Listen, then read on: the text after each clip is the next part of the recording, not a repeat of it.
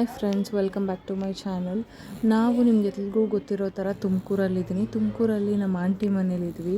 ಅವ್ರದ್ದು catering plus hotel ನಡೆಸ್ತಾರೆ. ಅಲ್ಲಿ ಒಬ್ರದ್ದು ಕೇಟ್ರಿಂಗ್ ಆರ್ಡರ್ ಬಂದಿತ್ತು ಮದುವೆಗೆ ಅಂತ ಅಂದ್ಬಿಟ್ಟು, ವೆಜ್ಜು ಇದು. ಅದಕ್ಕೆ ಅವ್ರು ಮಾಡ್ಕೊತಾಯಿದ್ರು. ಬೆಳಗ್ಗೆ ಎದ್ದು ನಾವು ಫ್ರೆಶ್ ಆಗೋ ಅಷ್ಟರಲ್ಲಿ ಅವ್ರು ಮುಗಿಸ್ಕೊತಾ ಇದ್ರಲ್ಲ. ಇನ್ ಕೇಸ್ ನೀವೇನಾದರೂ ನೋಡ್ತಾ ಇದ್ದರೆ ಇವ್ರನ್ನ ಡೆಫಿನೆಟ್ಲಿ ಕಾಂಟ್ಯಾಕ್ಟ್ ಮಾಡ್ಬೋದು. ಇವರು ಪ್ಯೂರ್ ವೆಜ್ ಮಾತ್ರ ಕೇಟ್ರಿಂಗ್ ಮಾಡೋದು. ಇವ್ರ ನಂಬರ್ನ ನಾನು ನಿಮಗೆ ಡಿಸ್ಪ್ಲೇಲಿ ಹಾಕಿದ್ದೀನಿ. ಮುಗಿಸ್ಕೊಂಡು ನಾವು ದೇವಸ್ಥಾನಕ್ಕೆ ನನ್ನ ಮಗಳಿಗೆ ಮಂಡೆ ಕೊಡಬೇಕು ಅಂತಂದ್ಬಿಟ್ಟು ಬಂದಿದ್ವಿ.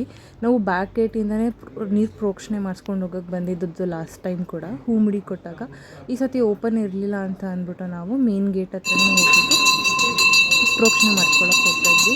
ಮೀನ್ಮೇಲೆ ರಥೋತ್ಸವ ಇದ್ದ ಕಾರಣ ಅಲ್ಲಿ ರಥ ಎಲ್ಲ ತೇರೆಲ್ಲ ಎಳಿತಾರೆ ಅಂತ ಅಂದ್ಬಿಟ್ಟು ಎಲ್ಲ ಪ್ರಿಪೇರ್ ಮಾಡ್ಕೊತಾಯಿದ್ರು. ಒಂಥರ ಲಕ್ಕಿ ಡೇ ಅಂತ ಫಸ್ಟ್ ಟೈಮ್ ನಮ್ಮ ಮನೆ ದೇವರಲ್ಲಿ ರಥೋತ್ಸವಕ್ಕೆ ಇದ್ದಿದ್ದು ಅಂತಲೇ ಹೇಳ್ಬೋದು. ಅದರಿಂದಾಗಿ ಅಲಂಕಾರ ಎಲ್ಲ ನಡೀತಾ ಇತ್ತು. ಅಲಂಕಾರ ಎಲ್ಲ ಆದಮೇಲೆ ಮಹಾಮಂಗಳಾರತಿನ ನಾವು ಮುಗಿಸ್ಕೊಂಡ್ವಿ. ಮಹಾಮಂಗಳಾರತಿ ಮುಗಿಸ್ಕೊಂಡು ನಾವು ಮಗುಗೆ ಪ್ರೋಕ್ಷಣೆ ಮಾಡಿಸ್ಕೊಂಡು ಅಲ್ಲಿಂದ ಮಂಡೆ ಕೊಡೋಕೆ ಹೋದ್ವಿ. ತುಂಬ ಅಳ್ತಾ ಇದ್ಲು. ನಾವು ಕಂಟ್ರೋಲ್ ಹೆಂಗೆ ಮಾಡೋದು ಅಂತಲೇ ನಮಗೆ ಭಯ ಆಗಿತ್ತು.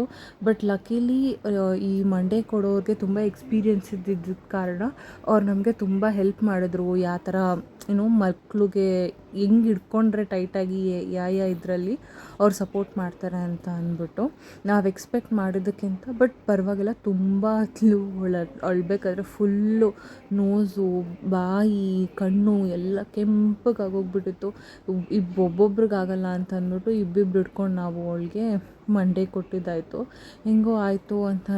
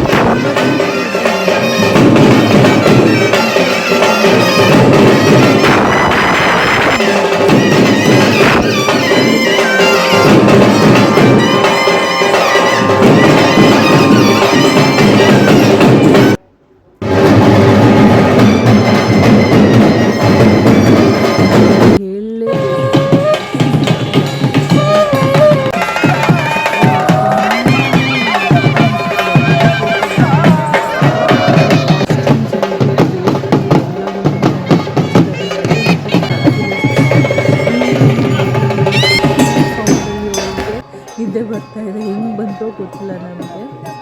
ಅದೆಲ್ಲ ಮುಗಿಸ್ಕೊಂಡು ಹೊರಗಡೆ ಬಂದ್ವಿ. ಹೊರಗಡೆ ಪೂಜೆ ಮುಗಿಸ್ಕೊಂಡ್ವಿ. ಶ್ರೀರಾಮ, ಲಕ್ಷ್ಮಣ, ಸೀತೆ ಮತ್ತು ಆಂಜನೇಯಂದು ರಥ ಎಳಿತಾ ಇದ್ದಿದ್ದು.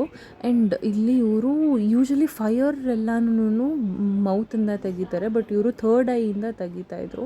ಇನ್ನೊಂದು ಸ್ಪೆಷಾಲಿಟಿ ಏನಪ್ಪ ಈ ರಥೋತ್ಸವದಲ್ಲಿ, ಈ ರಥ ಎಳೆಯೋದ್ರಲ್ಲಿ ಅಂತಂದರೆ, ಎಲ್ಲ ಕಡೆ ಇವಾಗ ನಾವು ರಥನ ಮ್ಯಾನ್ಯುಯಲಿ ಎಳಿತಾ ಇಲ್ಲ, ಕೈಯಿಂದ ಎಳಿತಾ ಇಲ್ಲ, ಮಿಷಿನ್ ಅಥವಾ ಜೀಪ್ಸ್ ಎಲ್ಲ ಹಾಕ್ಬಿಟ್ಟು ಎಳಿತಾರೆ.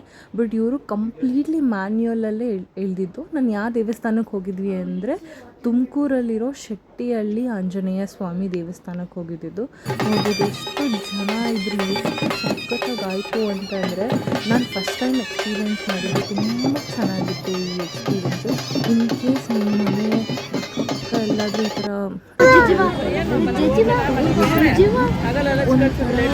ಎಂಜಾಯ್ ಮಾಡ್ತೀರಾ ನೀವು ನೋಡಿ. ಮತ್ತು ಅವರು ಥರ್ಡ್ ಐ ಇರುತ್ತಲ್ಲ ಈಶ್ವರಂದು, ಅಲ್ಲಿಂದ ಏನಿದು ಫೈರ್ ಇದು ಮಾಡ್ತಾಯಿದ್ರು. ಇಟ್ ಈಸ್ ವೆರಿ ರಿಸ್ಕಿ ಅವ್ರಿಗೆ ಕಣ್ಗೆಲ್ಲನೂ.